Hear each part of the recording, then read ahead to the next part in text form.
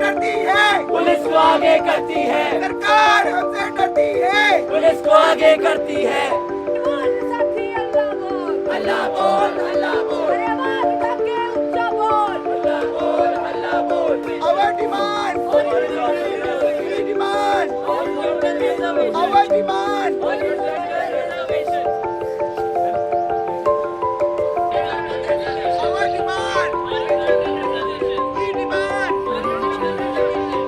हमारी मांग क्षितिज आरक्षण से भीख मांगते, अरे हम अपना अधिकार मांगते, नहीं किसी से भीख मांगते, हम अपना अधिकार मांगते। नहीं किसी से भीख मांगते। इनकलाब जिंदाबाद, जिंदाबाद, जिंदाबाद करते हैं, अरे मोदी जब जब डरता है, अरे पुलिस को आगे करता है, अरे पुलिस आगे बढ़ती है।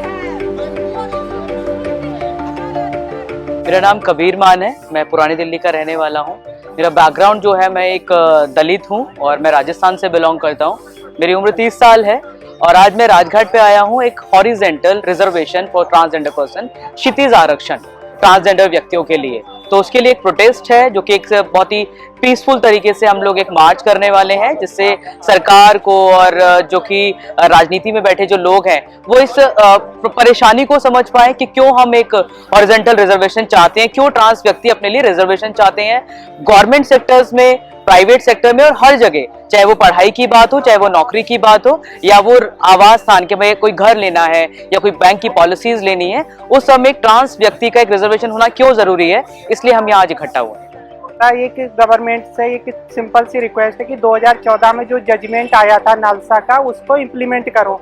उसके अकॉर्डिंग क्या था कि ट्रांसजेंडर पर्सन को हॉरिजॉन्टल रिजर्वेशन देना था एजुकेशन में और एम्प्लॉयमेंट में, जो कि 9 साल हो गए उस जजमेंट को आए।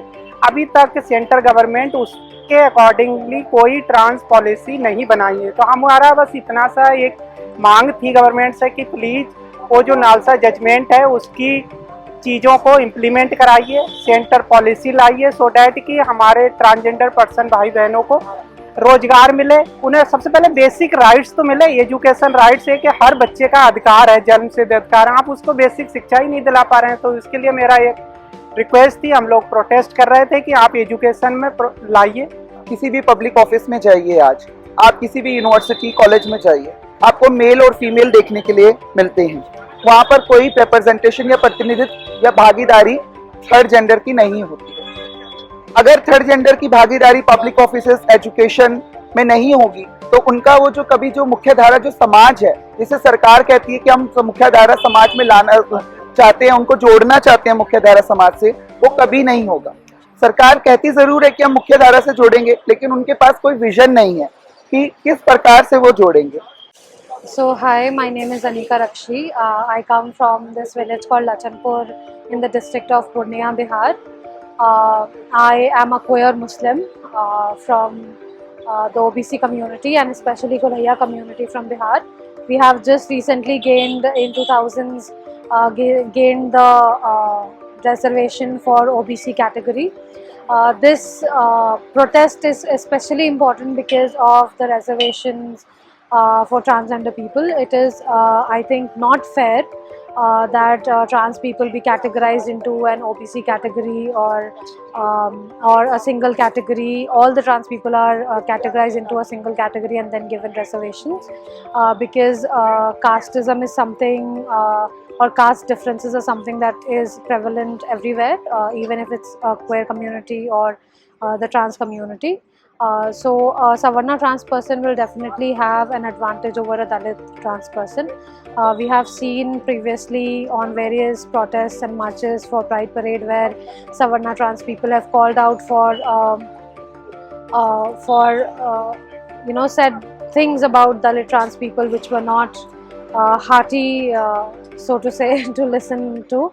And we see clear distinctions between the Savarna trans people and Dalit trans people. So if, as far as reservation is concerned, if both the categories or different categories of trans people are given or provided under one reservation, that means we are trying to say that the different castes of trans people face the same challenges or are coming from the same background or coming from the same marginality, which is not at all true. Savarna trans people will definitely have an upper hand over Dalit trans people. So I think reservations, according to that, horizontal reservation is the most important thing right now.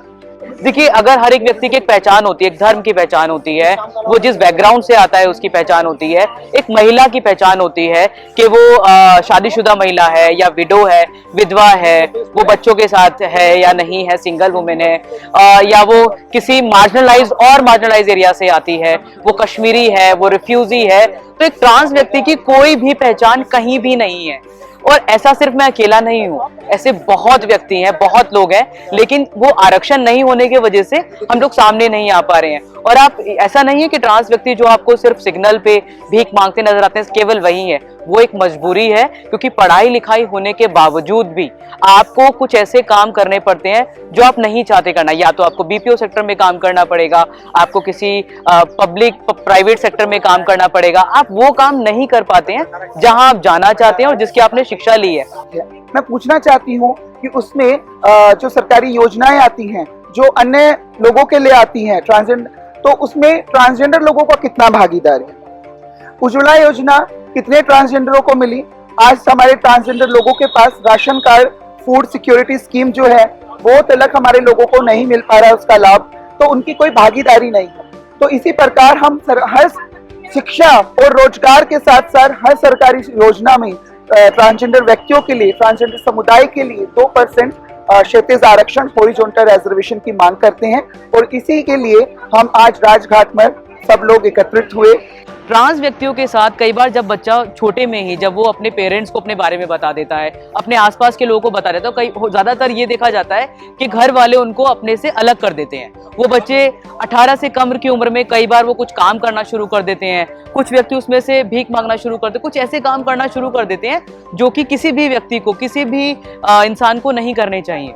अब वो reservation जब नहीं होता तो वो ना पढ़ाई कर पाते हैं, वो हायर एजुकेशन तक भी नहीं पहुंच पाते। और हायर एजुकेशन या एजुकेशन लेना हर एक व्यक्ति का एक हक है, वो उसका अधिकार है। तो इन सब अधिकारों से जो वंचित रखा गया है, इसके लिए एक क्षितिज आरक्षण बहुत जरूरी है। मैं खुद एक टीचर हूँ, मुझे अभी 6 महीने पहले एक प्राइवेट स्कूल ने निकाल दिया ये कहकर कि आपकी ट्रांसजेंडर जो आइडेंटिटी है, लैंगिक पहचान है, वो किसी बच्चे को पता लग गई है और मुझे निकाल दिया गया ये कहकर, मेरे ट्रांसजेंडर होने के कारण, मतलब कि टीचर के पद से। तो मैं ये कहना चाहती हूँ कि आज जैसे हम लोगों को नौकरियां बड़ी आसानी से नहीं मिलती हैं समाज के अंदर, हम कहीं भी जाएं हमें नौकरियां आसानी से नहीं मिलती है, शिक्षा आसानी से नहीं मिलती है, तो इसकी पहल कौन करेगा समाज में? हम लोगों को इस देश के अंदर, समाज के अंदर शिक्षा, रोजगार देने का पहल किसको करनी चाहिए? ये पहल सरकार को करनी पड़ेगी। और इससे सिर्फ ना हम लोगों को रोजगार मिलेगा, हम मुख्य धारा में जुड़ेंगे, और जो लोगों का नजरिया है हम लोगों को देखने के लिए, जो हम आसानी से आज रोजगार नहीं प्राप्त कर पाते, शिक्षा नहीं प्राप्त कर पाते, वो रवैया और वो जो नजरिया है समाज का, वो भी बदले।